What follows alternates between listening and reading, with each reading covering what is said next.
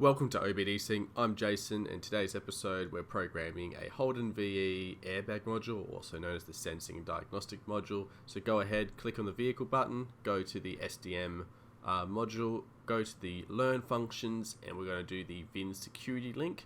This only takes a few seconds to complete, as we see here. Once we've completed this action, our next one is to do the SDM Primary Key Learn. This is the linking between the airbag module and the body control module. So once we click on it, again, only a few seconds to complete. We'll have our little pop-up afterwards to indicate that we've done.